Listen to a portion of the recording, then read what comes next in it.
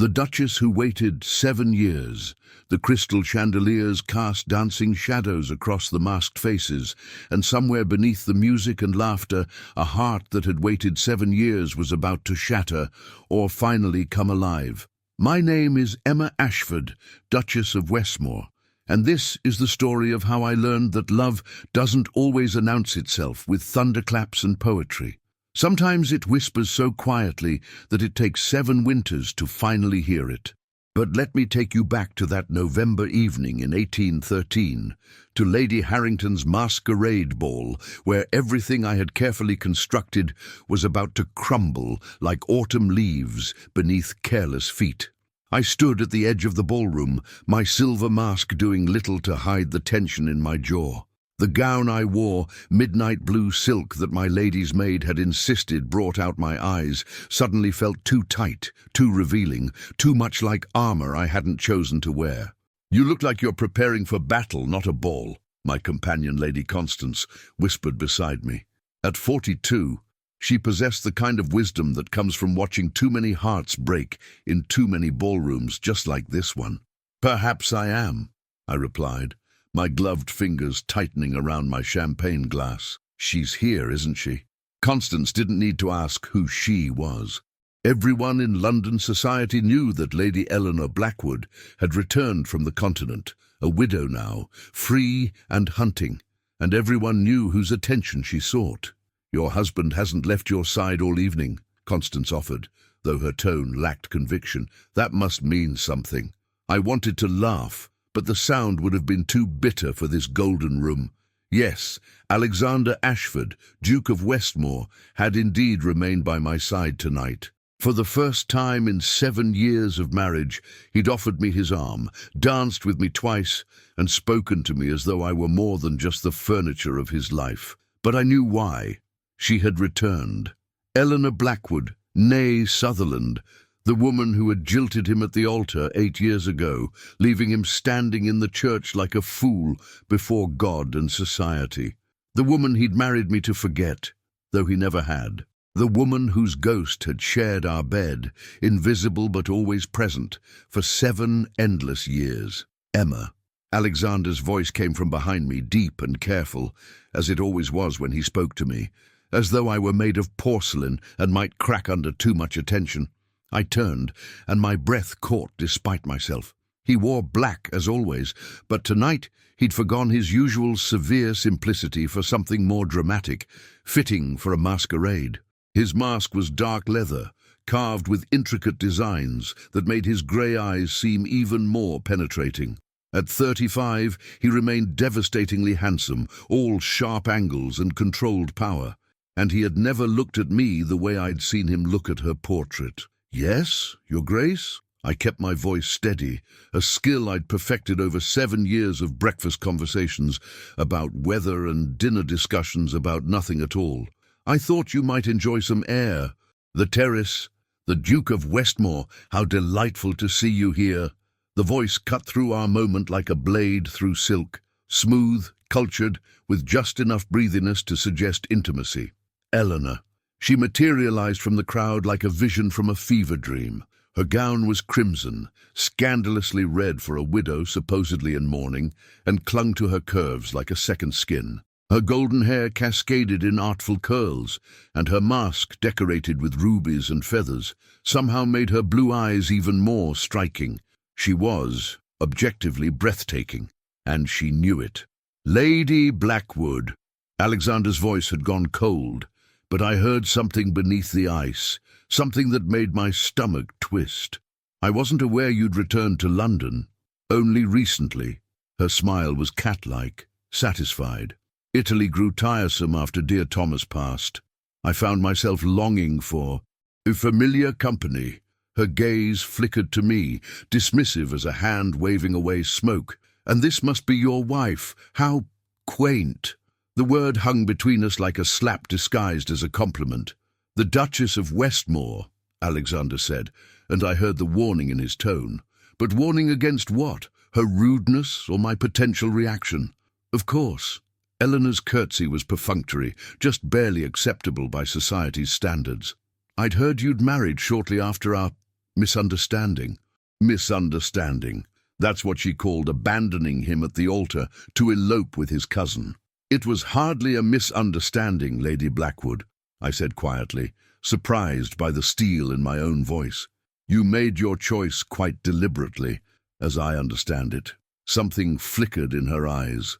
Surprise, perhaps, that the quiet little Duchess had teeth. People change, Your Grace. Circumstances change. She turned back to Alexander, and her voice dropped to something more intimate. Surely you, of all people, understand that hearts can reconsider. The ballroom seemed to tilt around me. Was she truly suggesting, here, in public, in front of me, that she had returned to reclaim what she'd discarded? My heart has no need of reconsideration, Alexander said, but his voice lacked the conviction I desperately needed to hear. Eleanor smiled, slow and knowing. We shall see. The season is young, and I plan to remain in London for quite some time. I do hope we'll have opportunities to renew our acquaintance. She glided away, leaving devastation in her wake more effectively than if she'd set the ballroom aflame. The silence between Alexander and me stretched like a chasm. Emma, he began. I believe I will take that air after all, I interrupted, my voice somehow steady despite the trembling in my hands. Alone, if you please. I didn't wait for his response. I simply walked away, keeping my spine straight and my head high, the way my mother had taught me a duchess should always move, the way I'd been moving for 7 years through a marriage that existed only on paper. But as I stepped onto the cold terrace, breathing in the November air that bit at my lungs, I couldn't shake the feeling that tonight had shifted something fundamental. That the careful balance I'd maintained, dignity in the face of indifference, grace in the presence of ghosts, was about to be tested in ways I'd never imagined. Behind me, through the glass doors, I could see Alexander standing exactly where I'd left him, his masked face turned toward where Eleanor had disappeared into the crowd, and I realized, with a clarity that hurt more than any of the past 7 years combined, that I had never truly had my husband's heart. But perhaps, I thought, watching my breath cloud in the darkness, it was time to stop waiting for something that would never be freely given. Perhaps it was time to decide what I truly wanted from this half-life I'd been living. If you're finding yourself drawn into Emma's world of patient heartache and silent strength, stay with us. This story is just beginning to unfold, and I promise you, dear listener, that what comes next will surprise even those who think they know how such tales must end. The terrace door opened behind me, and I steeled myself for Alexander's approach, but the voice that spoke wasn't his. Your Grace, forgive the intrusion, but there's something you need to know about Lady Blackwood. The young woman who stepped into the moonlight was a stranger, her dark eyes urgent behind her simple mask. Something about how my brother died and why she's really returned to London. And just like that, my story, our story, took a turn I never could have anticipated. The stranger on the terrace spoke with the urgency of someone carrying secrets too heavy to bear alone. My name is Victoria Blackwood, she said, removing her mask to reveal a pale, earnest face, framed by dark hair. Thomas Blackwood was my brother, and I believe Eleanor murdered him. The words should have shocked me. Instead, they settled over me like confirmation of something I'd already suspected in the dark corners of my mind, that a woman who could abandon a man at the altar without a backward glance was capable of far worse. That's quite an accusation, I said carefully, though my heart hammered against my ribs. Why come to me? Because she's set her sights on the Duke. Victoria's eyes were haunted. And I've seen this pattern before, the charm, the renewed interest, the convenient widowhood. Your Grace, my brother was perfectly healthy 6 months ago. Then Eleanor began administering his medicine herself, and within weeks, her voice broke. He died in agony, and she inherited everything. I glanced through the glass doors. Alexander stood surrounded by gentlemen now, but his gaze kept drifting toward where Eleanor held court, among a circle of admirers. Even from here, I could see her performance, The delicate laugh, the artful touch on a gentleman's sleeve, the way she positioned herself to be admired from every angle. "Why hasn't this been investigated?" I asked. "Who would believe me?" Victoria's laugh was bitter. A spinster sister against a beautiful widow. The physician signed the death certificate. The will was legal. And Eleanor, she paused. Eleanor is very, very careful. "Then what evidence do you have?" From beneath her cloak, Victoria withdrew a leather-bound journal. "Thomas kept a diary. He suspected what she was doing. He documented everything, the symptoms, the timing, her behavior. It's not enough for the authorities, but it's enough to know the truth." I took the journal, its weight somehow heavier than mere paper and leather should be. "There's more," Victoria continued. "I've been watching her since she returned to London. She's been making inquiries about annulments, about marriages that exist only on paper, about dukes who might be persuadable if their current circumstances were to change." The implication struck me like a physical blow. Eleanor wasn't just pursuing Alexander out of rekindled passion or even simple desire. She was hunting him methodically, strategically, with the same cold calculation she'd apparently used on her late husband. "She means to remove me," I said quietly. "One way or another." "I believe so, yes." Victoria's expression was apologetic but firm, whether through scandal, annulment, or— She didn't finish, but she didn't need to.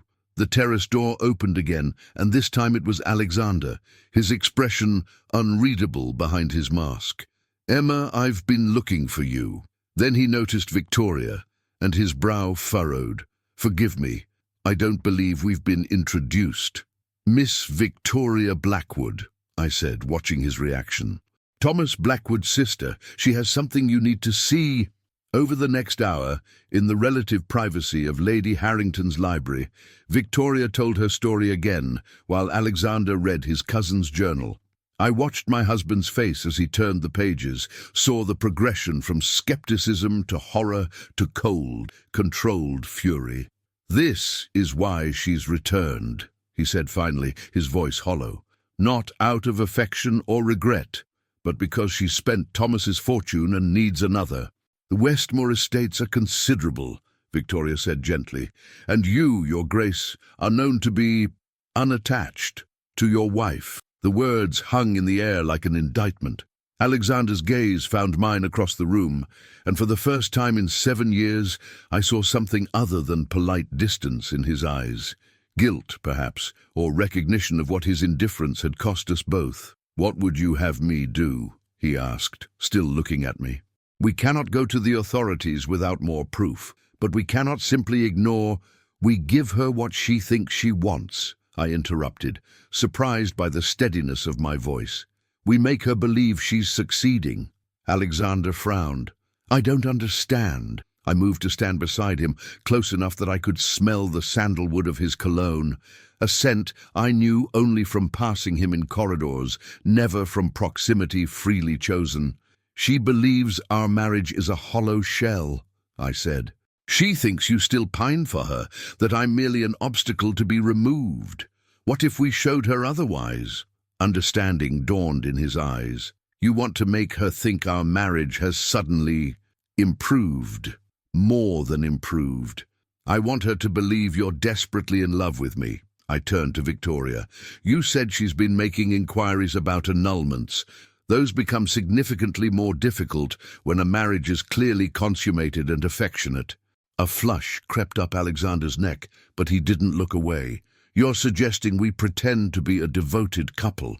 I'm suggesting we remove her most powerful weapon, your indifference to me." I kept my voice matter-of-fact, though my pulse raced. "If she believes she's already lost you, she'll either leave London or make a mistake in desperation." "And if she chooses the latter?" Alexander asked quietly. "Then we'll be ready." I gestured to the journal. "We'll have been gathering evidence, watching her movements, documenting everything. When she inevitably reveals her true nature, we'll have built an unassailable case." Victoria was nodding. "It could work. Eleanor's greatest weakness is her vanity. If she thinks she's losing, she becomes reckless." Alexander stood, pacing to the window that overlooked the gardens. When he turned back, his expression was conflicted.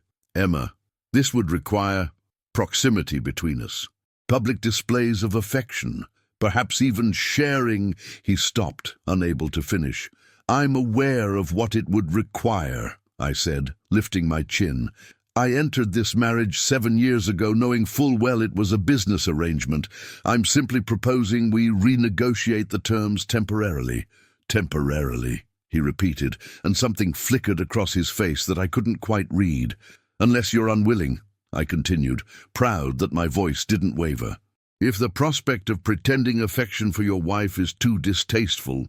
"It's not that." He crossed to me in 3 strides, close enough that I had to tilt my head back to meet his eyes. "But I would not want you to feel coerced into intimacies you never agreed to." The concern in his voice surprised me. In 7 years, Alexander had been unfailingly polite, but never particularly concerned with my feelings beyond the basic courtesy due to his duchess. "I'm not being coerced," I said softly. "I'm choosing to protect what's mine." His eyebrows rose slightly. "What's yours?" "My position, my home, my life." I paused, then added with more honesty than I'd intended. "And yes, my husband, however neglectful he might have been." Something shifted in his expression. Surprise, perhaps, or the beginning of respect. "Then we're agreed," he said. "Starting tomorrow, the Duke and Duchess of Westmore will be the most devoted couple in London." "Starting tonight," I corrected. "We should return to the ballroom, together, and you should ask me to dance, not out of obligation, but as though you genuinely wished to." A ghost of a smile touched his lips. "I believe I can manage that." Victoria gathered her cloak. "I'll continue watching Eleanor's movements, any meetings, any unusual purchases, anyone she corresponds with. If she's planning something, I'll discover it." Indeed, after she slipped away through the servants' passage, Alexander and I stood alone in the library. The distant strains of a waltz filtered through the heavy door. "Are you certain about this?" he asked.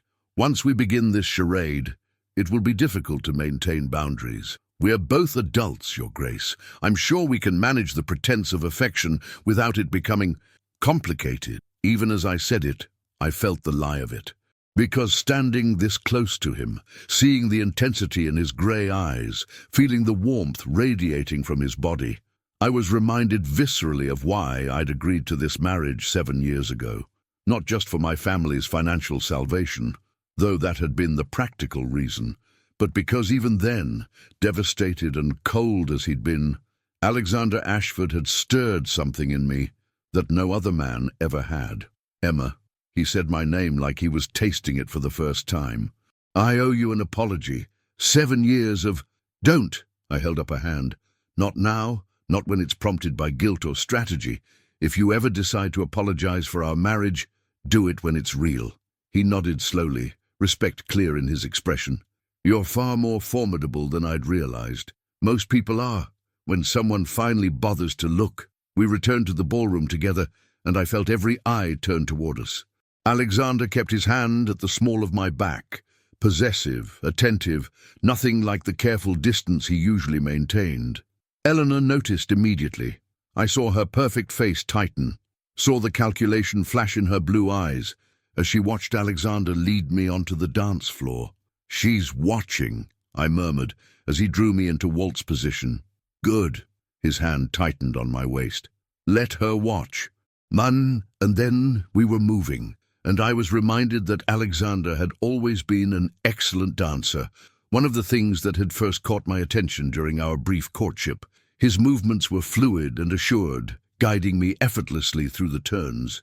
"You're trembling," he observed quietly. "It's cold," I lied. "Emma," his voice dropped lower. "If this is too much—" "It's not." I met his gaze steadily. "I'm simply adjusting to being seen by you." Something flickered in his expression, regret, perhaps, or recognition of the cruelty of 7 years of invisibility. The waltz ended, but he didn't release me immediately. Instead, he lifted my hand to his lips, pressing a kiss to my gloved knuckles that sent whispers rippling through the crowd. "Well played, Your Grace," I said softly. I wasn't playing, he replied, and the intensity in his voice made my breath catch. Across the ballroom, Eleanor's mask had slipped entirely. Her beautiful face was a study in fury barely contained. We had her attention now. The question was, what would she do with it? The morning after the masquerade, I woke to find Alexander's valet arranging his master's belongings in the connecting chamber, a room that had remained locked and empty for 7 years. "What's happening?" I asked, pulling my dressing gown tighter as I emerged from my bedroom. "His Grace's orders, Your Grace," the man replied with barely concealed surprise. "He wishes to occupy the adjoining suite from now on." So it begins, I thought. The performance of a marriage suddenly rekindled. What I didn't expect was Alexander himself appearing in the doorway between our rooms, dressed in shirt sleeves and breeches, looking more informal than I'd ever seen him outside of passing glimpses in corridors. "I should have asked your permission," he said, dismissing his valet with a gesture. "But I thought, given our arrangement, proximity would be more convincing." "Of course," I managed, acutely aware that we were alone in my private chambers, something that had never happened in all our years of marriage. He moved closer, and I caught the scent of shaving soap and morning air. "Emma, about last night, the way I kissed your hand was perfectly calculated for our audience," I finished. "You needn't explain. That's just it." He stopped an arm's length away. "It wasn't entirely calculated. When I touched you, when we danced, I found myself remembering why I'd chosen you 7 years ago." My heart stuttered. "You chose me because my father's debts matched your need for a respectable wife quickly." "That's why I proposed," he corrected quietly. "But it's not why I chose you specifically. There were other candidates, daughters of impoverished peers, desperate for the match. But you—" He paused, seeming to struggle with words. "You had a dignity about you, a quietness that wasn't weakness but strength. I thought perhaps you might understand what it meant to marry someone whose heart was elsewhere." "How thoughtful," I said, unable to keep the edge from my voice. "To choose a wife you believed would accept neglect gracefully." He flinched. "You're right to be angry." "I'm not angry, Alexander. I'm simply adjusting to this version of you, the one who notices I exist." Before he could respond, a knock at the outer door interrupted us. My lady's maid entered, stopping short at the sight of the Duke in my chambers. "Forgive me, Your Grace. I didn't realize—" "It's quite all right, Martha," I said, grateful for the interruption. "His Grace was just leaving." Alexander nodded, but as he turned to go, he paused. "We're expected at Lady Morrison's luncheon this afternoon. Perhaps we should arrive together?" "Of course. I'll be ready at 1 o'clock. After he left, Martha's eyes were wide with speculation. "Your Grace, is everything— that is, are you and the Duke—" "Reconciling," I supplied carefully, "or appearing to, at least. The distinction mattered to me, even if it would be lost on the servants whose gossip would spread through London like wildfire. By evening, all of society would know that the Duke of Westmore had moved into his wife's chambers, which was precisely the point. Lady Morrison's luncheon was an intimate affair, only 30 guests crammed into her drawing room, all pretending not to stare as Alexander and I arrived together, his hand possessively at my waist. Eleanor was already there, of course. She'd positioned herself by the windows, where the autumn light turned her golden hair into a halo. Her widow's weeds had evolved into half-mourning, grey silk that somehow looked more seductive than any ball gown. "The Duke and Duchess of Westmore," Lady Morrison announced with barely concealed glee. "How delightful to see you both looking so— well." The emphasis on both wasn't subtle. Our hostess had noticed the change, as had everyone else in the room. "Lady Morrison," Alexander said smoothly, "you're too kind to include us. My wife particularly enjoys your gatherings." My wife. He'd never called me that in public before. Always the Duchess or Her Grace, as though I were a title rather than a person. Eleanor glided over, her smile sharp as broken glass. "Your Grace, how lovely you look. Marriage clearly agrees with you, finally." "It always has," Alexander replied coolly. "I've simply been remiss in showing my appreciation publicly." "How fortunate for you both," Eleanor purred, "that you've discovered each other after so long. Though I confess, the timing is rather curious." "Is it?" I asked, matching her false sweetness with my own. "I find the timing quite natural. 7 years is precisely how long it takes for some things to mature properly. Wine, cheese, marriages built on mutual respect rather than fleeting passion." Her eyes flashed. "How philosophical, Your Grace, though I wonder if respect truly sustains a marriage as effectively as other emotions." "It sustains it far better than obsession," Alexander said quietly, his hand tightening on my waist. "Or manipulation, both of which I've had quite enough of in my life." The direct hit made Eleanor's mask slip for just a moment, long enough for me to see the calculation beneath the charm, the cold assessment of obstacles to be removed. She recovered quickly, laughing as though he'd made a joke. "You always were direct, Alexander. I'd forgotten that about you." "There's quite a lot you've forgotten, Eleanor, or perhaps chose never to know." The use of her given name, intimate, familiar, sent a ripple through the nearby guests. Alexander had just publicly acknowledged their history while simultaneously dismissing it. Eleanor's smile tightened. "Well, I shan't monopolize you both. I'm sure there are others eager for your company." She drifted away, but not before shooting me a look of pure venom. "That was well done," I murmured to Alexander as we moved toward the refreshment table. "Was it?" He sounded uncertain. "I may have been too direct. No, you established boundaries. Now she knows pursuing you means going through me. Does that frighten you?" he asked, handing me a glass of wine. I considered the question honestly. A week ago, the answer would have been yes. The prospect of standing between Eleanor Blackwood and something she wanted would have terrified me. But something had shifted since the masquerade. Maybe it was Victoria's revelations about Thomas's death, or the way Alexander had looked at me while we danced, or simply that I'd spent 7 years being invisible and had finally grown tired of it.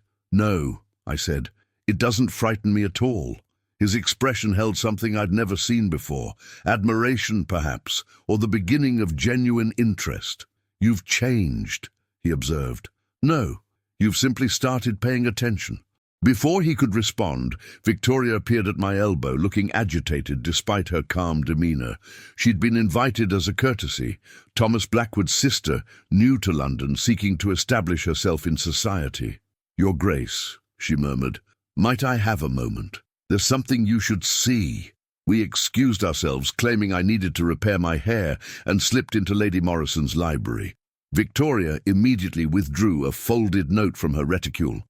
"I intercepted this being delivered to Eleanor this morning," she said, "from an apothecary in Cheapside, the same one Thomas visited shortly before his symptoms began." Alexander unfolded the note, his expression darkening as he read. "It's an invoice for tincture of—" "Good God!" "Arsenic," Victoria said flatly, "disguised as a digestive tonic.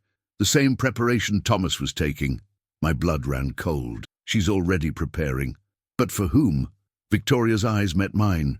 The invoice mentions a special preparation, tasteless, odorless, slow-acting, designed to mimic natural illness over several weeks. "She means to poison Alexander," I said, the words feeling surreal even as they left my mouth. "Once she's removed me through scandal or annulment, she'll marry him and then—" "Inherit everything," Victoria finished, "just as she did with Thomas." Alexander's face had gone pale, but his voice remained steady. "We need proof that would hold up legally." "An invoice isn't enough." "No," I agreed, my mind racing. "But it's a pattern. If we can show she purchased the same compound before Thomas's death, and now again after returning to London, the apothecary might have records," Victoria said eagerly. "If we could gain access to his shop, his ledgers—" "Breaking into a shop would be illegal," Alexander pointed out. "Any evidence obtained that way would be inadmissible. But if someone were to simply purchase something from him," I said slowly, "and happen to see his record-keeping while waiting for the preparation, that would be different." Both of them turned to stare at me. "You're suggesting you go there?" Alexander's voice rose slightly. "Absolutely not. It's too dangerous." "Why?" I'm a duchess with a headache seeking relief from a reputable apothecary. What could be suspicious about that? Eleanor might have people watching. Then I won't go as the Duchess of Westmore, I interrupted. I'll go disguised as someone else, a merchant's wife perhaps, or a governess. Victoria can accompany me as my companion. Victoria nodded enthusiastically.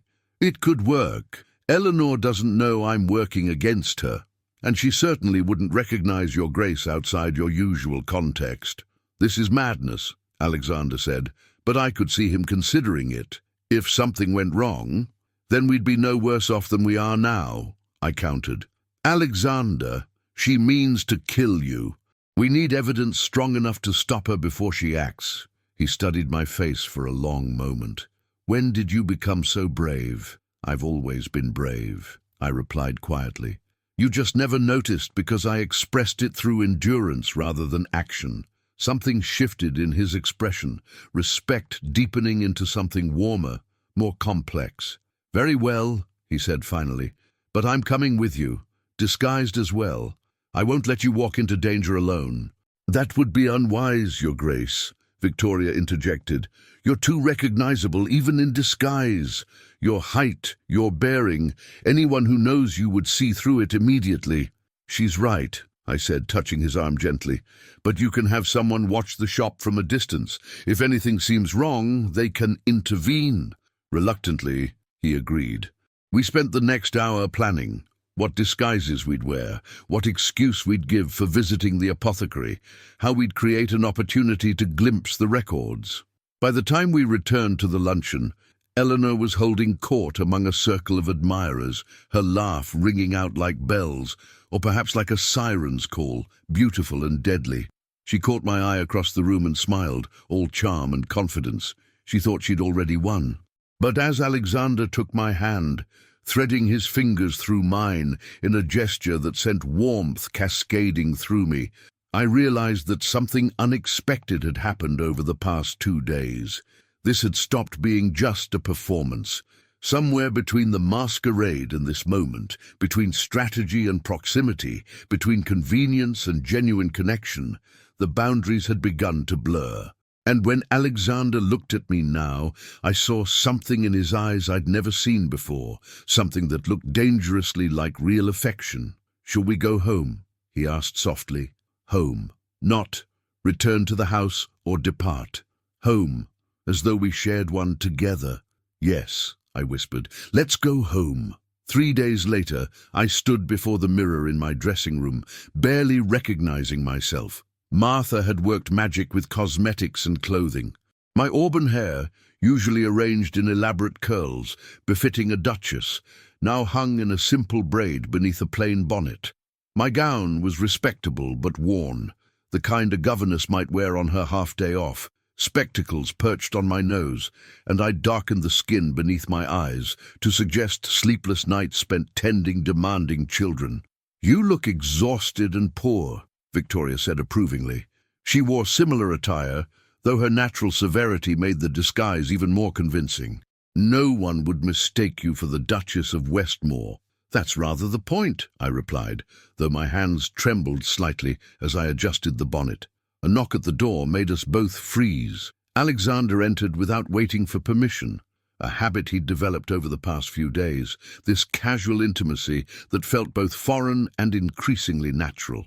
He stopped short at the sight of me. Good God. That bad? I asked, trying to keep my voice light. No, it's just... He circled me slowly, studying the transformation. You're utterly unrecognizable. If I passed you on the street, I wouldn't give you a second glance. Perfect, Victoria said. That's exactly what we need. But Alexander's expression remained troubled. Emma, you don't have to do this. We could find another way. We've been through this, I interrupted gently. Every day we wait is another day Eleanor has to act. This is our best chance. He moved closer, reaching up to adjust my bonnet with surprising tenderness. If anything happens to you, it won't. You'll have men watching from outside. Victoria will be with me, and I'm far more capable than anyone gives me credit for. I'm beginning to realize that, he said softly, his fingers lingering at my cheek. These past few days, seeing you plan this, watching you refuse to be intimidated. Emma, I've been a blind fool. My breath caught at the raw honesty in his voice. Alexander. No, let me say this. His hand cupped my face fully now, his thumb tracing my cheekbone. When I married you, I thought I was getting a convenient solution to an inconvenient problem. A quiet wife who would give me heirs and otherwise leave me alone to nurse my wounded pride. You were, I whispered. I was wrong. His grey eyes held mine intensely. You were never quiet. You were patient. You were never merely convenient. You were gracious in the face of my cruelty.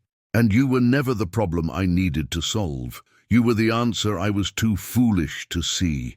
Tears pricked my eyes, threatening to ruin Martha's careful cosmetics. Don't say things you don't mean, just because we're play-acting affection. I'm not play-acting anymore, he interrupted, his voice rough. Are you? The question hung between us, weighted with 7 years of carefully maintained distance and 3 days of proximity that had cracked something open in both of us. I don't know, I admitted.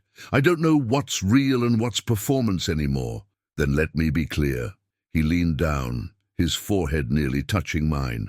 When this is over, when Eleanor is dealt with and the danger has passed, I don't want to return to separate chambers and polite distance.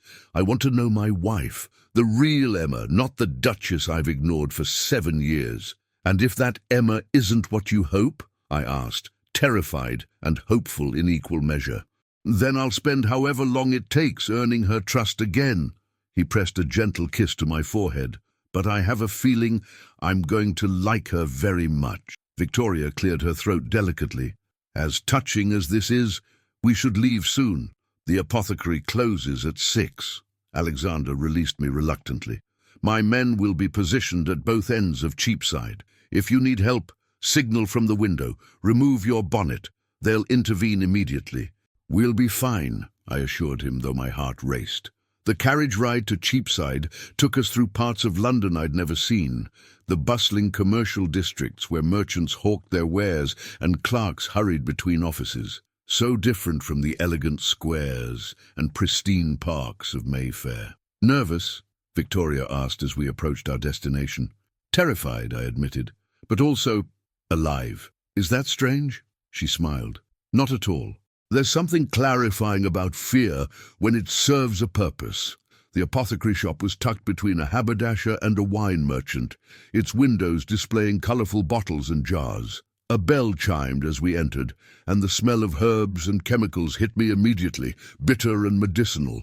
"Good afternoon, ladies," the proprietor called from behind his counter. He was a thin man with nervous hands and calculating eyes. "How may I assist you?" "I suffer from terrible headaches," I said, modulating my voice to sound weary and common. "My employer suggested you might have something to help." "Ah, yes, headaches."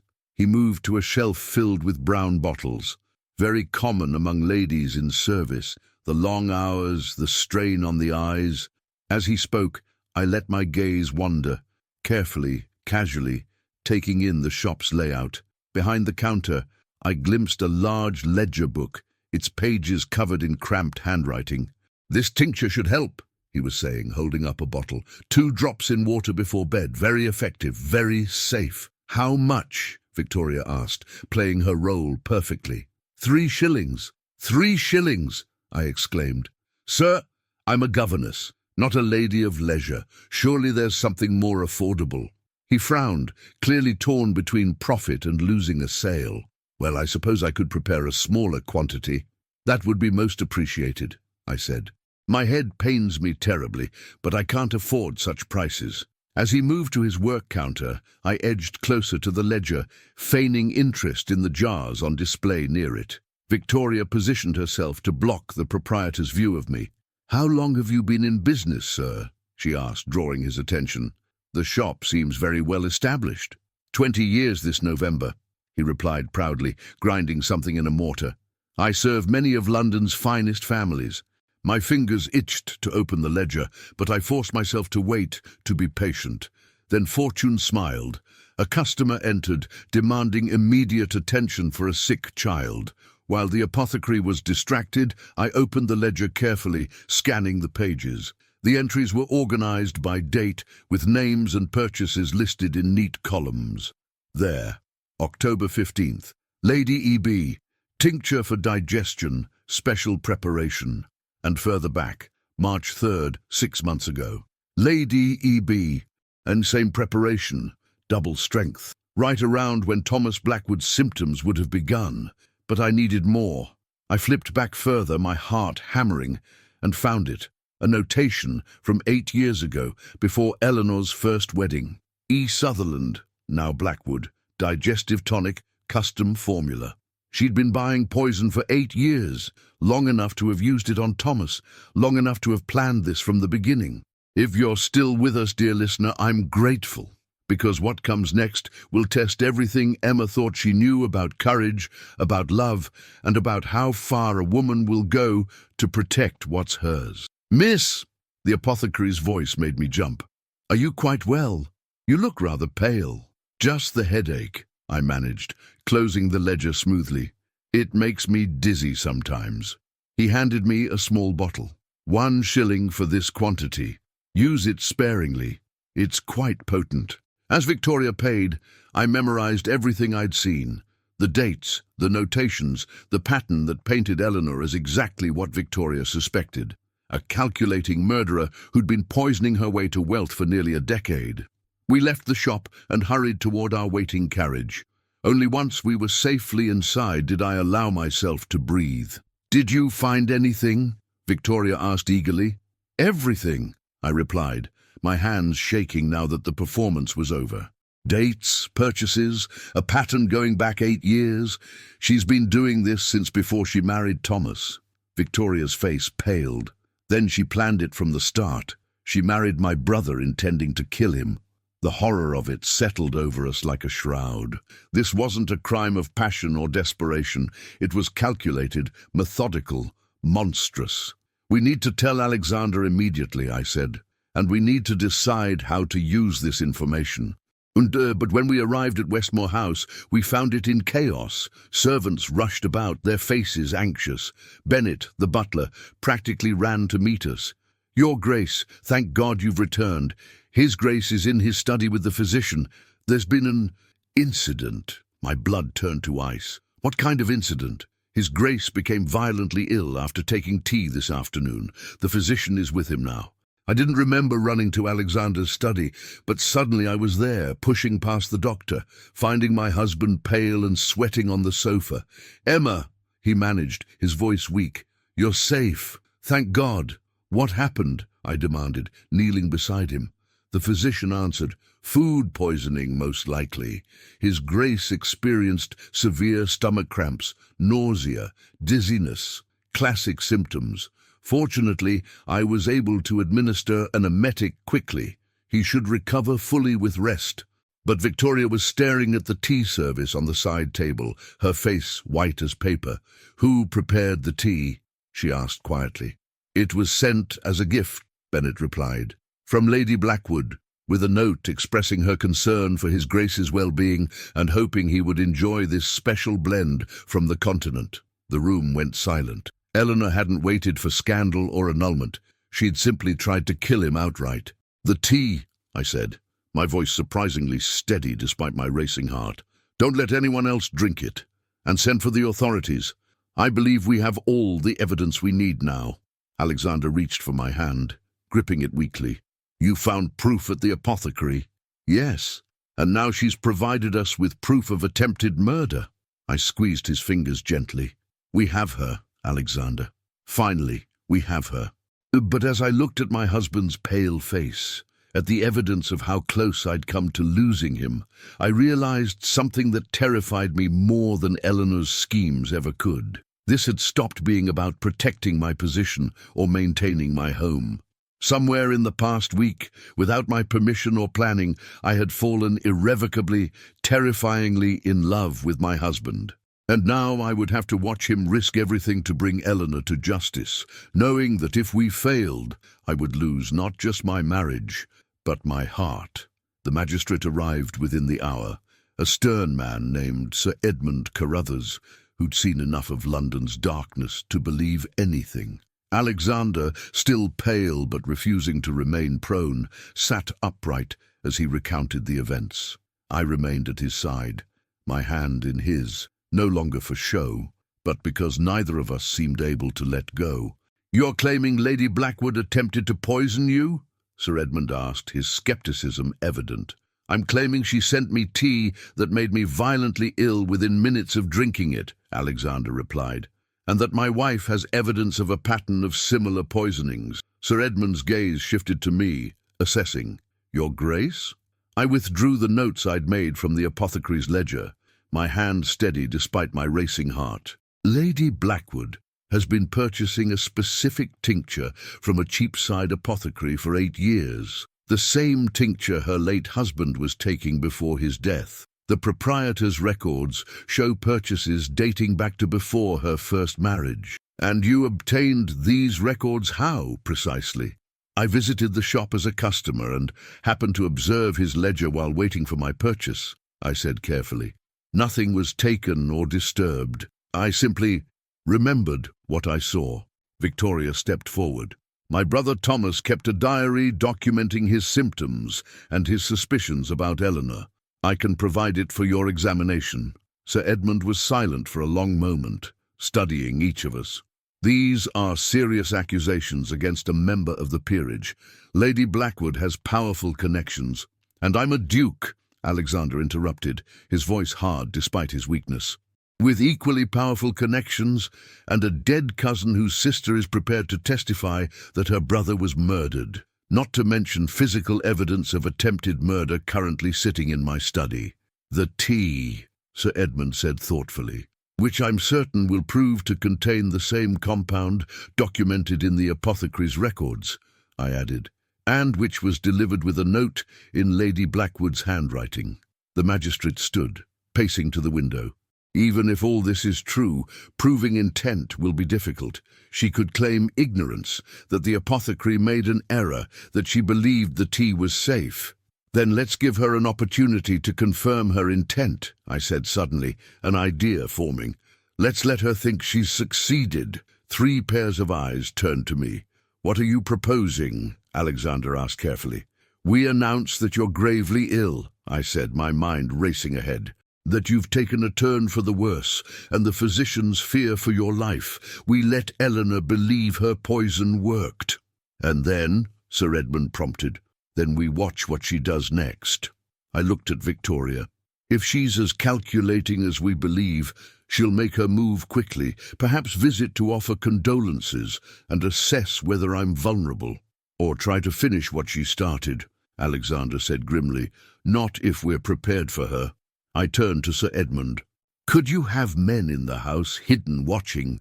If she attempts anything, brings more poison or tries to access Alexander's chambers, we'd have her caught in the act," the magistrate finished, understanding dawning in his expression. "It's risky, Your Grace. You'd be using yourselves as bait." "She's already tried to kill my husband once," I said firmly. "I'd rather face her on our terms than wait for her next attempt." Alexander squeezed my hand. "Emma, I won't put you in danger." "We're already in danger," I interrupted. "This simply gives us control over when and how it happens." Sir Edmund considered for a long moment. "It could work, but you'd need to be convincing." "If she suspects a trap, she won't," Victoria said quietly.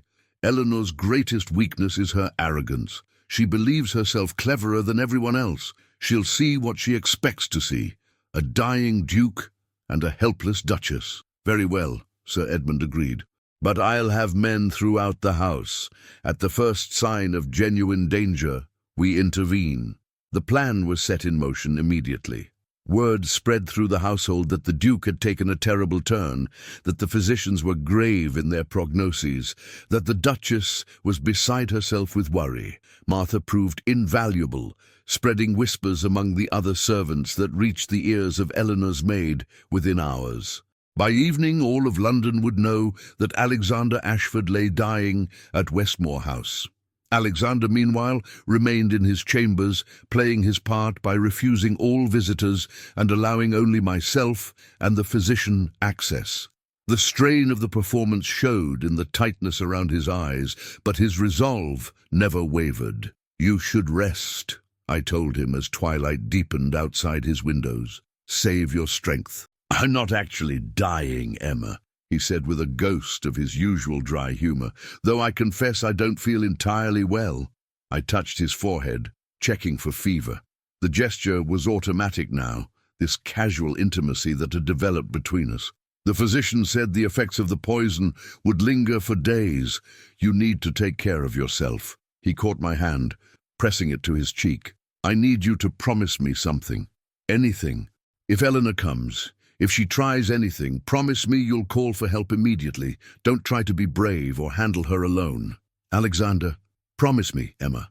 His grey eyes were intense. "I can't lose you. Not now. Not when I've finally found you." The words hit me like a physical blow, stealing my breath. "You're not going to lose me. You don't know that. Eleanor is desperate and dangerous. If something happened to you because of my past mistakes..." I silenced him by pressing my fingers to his lips. "Nothing is going to happen to me, or to you. We're going to catch her, bring her to justice, and then..." I paused, suddenly uncertain. "And then we'll figure out what comes next." "I know what comes next," he said softly, turning his face to kiss my palm. "I court my wife properly, take her to the theatre, walk with her in the gardens, learn her favorite things. All the things I should have done 7 years ago." Tears pricked my eyes. "You don't have to..." "I want to," he interrupted.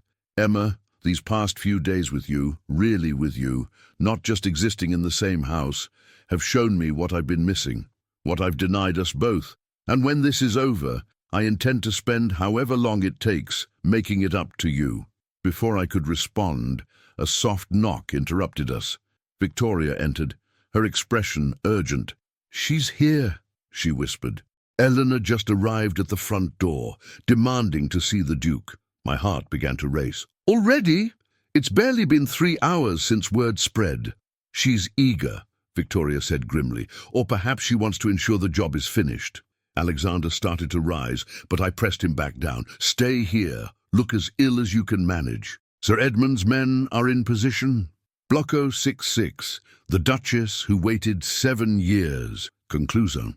6 months later, spring had transformed the gardens of Westmore House into something that looked almost like hope made visible. I walked among the roses with Alexander's hand warm in mine, marveling at how much could change when 2 people finally decided to truly see each other. Eleanor's trial had been swift and damning. The evidence, Thomas's diary, the apothecary's records, the poisoned tea, Victoria's testimony, painted an irrefutable picture of calculated murder spanning years. She'd been sentenced to transportation to Australia, her title stripped, her name becoming a cautionary tale whispered in drawing rooms across London. "You're thinking about her," Alexander observed, his thumb tracing circles on my palm. "Not really," I replied honestly. "I'm thinking about how strange it is that her evil brought us together, how something so dark created something so light." He stopped walking, turning to face me fully. The late afternoon sun caught his grey eyes, making them almost silver. 6 months of genuine happiness had softened the harsh lines that grief and bitterness had carved into his face. "Do you regret it?" he asked quietly. "The 7 years before? Sometimes I wonder if you resent..." "No." I touched his cheek gently. "I don't regret them, and I don't resent you. Those years taught me patience, resilience, my own strength. They shaped me into someone capable of standing beside you as an equal, not just existing in your shadow. You were always my equal, Emma. I was simply too blind to recognize it. Then perhaps we both needed those 7 years," I suggested. "You needed time to heal from Eleanor's betrayal. I needed time to grow into myself. And when the moment came for us to truly meet each other, we were finally ready." He pulled me close, resting his forehead against mine in the gesture that had become uniquely ours. "You're far wiser than I deserve." "Probably," I agreed with a smile. "But fortunately for you, I've decided to keep you anyway." His laugh was rich and genuine, so different from the cold, controlled man I'd married 7 years ago. This Alexander, warm, attentive, playfully affectionate, was someone I was still discovering daily, each revelation a gift. "Come," he said, tugging my hand. "I have something to show you." He led me to the far corner of the garden, where a small structure had been under construction for weeks. I'd asked about it several times, but he'd been mysteriously evasive, claiming it was a surprise. Now I understood why. It was a music pavilion, elegant and intimate, with windows on all sides to let in light and air. Inside stood a beautiful pianoforte, far finer than the one in the house. "Alexander," I breathed, stepping inside. "It's magnificent. I remembered what you said once, that music was how you expressed what you couldn't say in words." He followed me in, his hands settling at my waist. "For 7 years I heard you playing alone in the music room, never realizing you were speaking to me through the only language you had left. So I wanted to give you a place where your music could be celebrated, not just overheard." Tears blurred my vision as I turned to face him. "You listened. All those years you actually listened." "Every night," he confessed. "Your music was the only thing that made the loneliness bearable. I just didn't understand what it meant until I finally opened my eyes." I sat at the pianoforte, running my fingers over the keys. They were perfectly tuned, the instrument clearly expensive and chosen with care. "Will you play something?" he asked, settling onto the bench beside me, close enough that our shoulders touched, this casual intimacy still feeling like a miracle after so many years of careful distance. I began to play, not the melancholy pieces I'd favored during our years of separation, but something new, bright and hopeful, a composition I'd been working on that captured the joy of finally being seen, finally being loved. Alexander watched my hands move across the keys, and when I finished, he simply said, "That's new." "I wrote it last month," I admitted. "It's called 7 Years Hence. Because sometimes the waiting makes the arrival sweeter. Because patience has its own reward. Because love that takes 7 years to fully bloom is no less precious than love that strikes like lightning." He was quiet for a moment, then asked, "Do you love me, Emma?" Truly, not just because circumstances pushed us together, but genuinely. I met his gaze directly. "I fell in love with you the day we married, Alexander. You were heartbroken and cold and barely looked at me, but I saw something in you, a capacity for deep feeling, even if it was buried under grief. I spent 7 years loving you quietly, privately, never expecting it to be returned. And now," I touched his face tenderly, "now I love you even more. Not the man you were, but the man you've become. The man who listens to my music and builds me pavilions and looks at me like I'm the answer to questions he didn't know how to ask." "Emma." My name was a prayer on his lips. "I don't deserve you." "Probably not," I agreed with a slight smile. "But love isn't about deserving, it's about choosing. And I choose you every day, even on the days you're difficult or distant or still haunted by old ghosts." "I don't want any more ghosts," he said fiercely. "Only this, only us, only the future we're building together." "Then that's what we'll have," I promised. He kissed me then, gentle and thorough, his hands cradling my face like I was something precious. When we broke apart, both slightly breathless, he rested his forehead against mine again. "I have one more surprise," he murmured. "Another one? Alexander, the pavilion is more than enough." "Not a thing," he interrupted. "An announcement. Victoria is moving to London permanently. I've purchased a townhouse for her, and I'm establishing a fund in Thomas's memory to support widows and their children. She'll manage it." My heart swelled with affection for this man who'd transformed from someone who could barely acknowledge his own household into someone who actively sought to help others. "That's wonderful," I said. "She'll be so grateful." "She already is. I told her yesterday." He paused, then added carefully, "And there's something else. Something I wanted to discuss with you first, since it affects us both." "What is it?" "I've been thinking about heirs, about children." He watched my reaction closely. "For 7 years, we never, because I couldn't imagine bringing children into a marriage that was barely a marriage at all. But now, if you're willing, I'd like to try. To build a family together, real and genuine, not just for the sake of the title, but because I want children with you specifically. Urgis, the vulnerability in his voice, the hope mixed with uncertainty, made my throat tight with emotion. I'd like that too, I whispered. Very much. His answering smile was radiant, transforming his entire face. Then we'll start immediately. Tonight, in fact, and every night thereafter until we're successful. How very dutiful of you, Your Grace, I teased. Duty has nothing to do with it, he replied, his voice dropping to something more intimate. I simply find I can't keep my hands off my wife these days. It's becoming quite the scandal among the servants. Let them scandalize, I said, pulling him closer. After 7 years of maintaining proper distance, I think we've earned the right to be indecorous.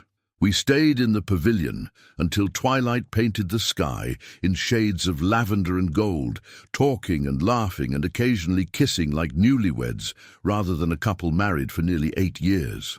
When we finally returned to the house, Bennett informed us that dinner was ready and that several invitations had arrived: Lady Morrison's garden party, Lord Havisham's ball, the theatre with the Wellingtons. "What shall I tell them, Your Grace?" he asked. I looked at Alexander, raising an eyebrow in question.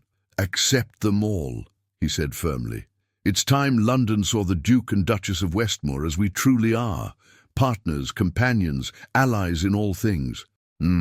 As we climbed the stairs together, his arm around my waist, I reflected on the strange journey that had brought us here. 7 years of loneliness, a murderous ex-lover, a web of poison and deception. None of it the stuff of fairy tales or romantic legends. But perhaps that's what made our story more valuable. We hadn't been swept away by grand passion or destined love. We'd chosen each other deliberately, repeatedly, even when it was difficult. We'd built our love brick by brick, through patience and forgiveness, and the daily decision to see each other clearly. That night, as I lay in Alexander's arms in the bed we now shared every night, I thought about all the lonely nights that had come before, the silent dinners, the separate chambers, the careful politeness that had substituted for genuine connection. "What are you thinking?" Alexander murmured against my hair. "That I'm grateful," I replied, "for all of it, even the hard parts. Because they brought us here." "Where's here?" "Home," I said simply. "Finally, truly home." He held me tighter, and in the darkness I heard him whisper, "Thank you for waiting for me, Emma. Thank you for not giving up. Thank you for finally opening your eyes," I replied. And as sleep claimed us both, I thought about how love isn't always loud or dramatic. Sometimes it whispers. Sometimes it waits 7 years to be recognized. Sometimes it arrives disguised as strategy and performance, only to reveal itself as the most genuine thing you've ever known. Dear listener, if you've stayed with us through this entire journey, I'm grateful beyond words. Emma's story, our story, is one I've carried in my heart for many years, and sharing it with you has been a gift. Perhaps you've known your own 7 years of waiting. Perhaps you've felt invisible in your own life, wondering if anyone truly sees you. If so, let Emma's story remind you that patience isn't passivity, it's strength. That waiting doesn't mean accepting less than you deserve. It means preparing yourself for when the moment finally arrives. Love, true love, doesn't always announce itself with fanfare. Sometimes it grows quietly in the spaces between words, in the music played for no audience, in the dignity maintained through 7 years of loneliness. And when it finally blooms, it's all the more precious for the long winter that preceded it. I hope Emma and Alexander's story brings you comfort tonight as you close your eyes. May you rest knowing that it's never too late for love to find you, never too late to be truly seen, never too late for spring to follow winter. And if this story touched your heart, I invite you to subscribe and join us for more tales of patience rewarded, love rediscovered, and hearts that refuse to give up hope. Because everyone deserves a story where the waiting finally ends and the real love story begins. Sleep well, dear listener. And remember, your 7 years may be long, but spring always, always comes, with love and gratitude, a grandmother who believes in second chances.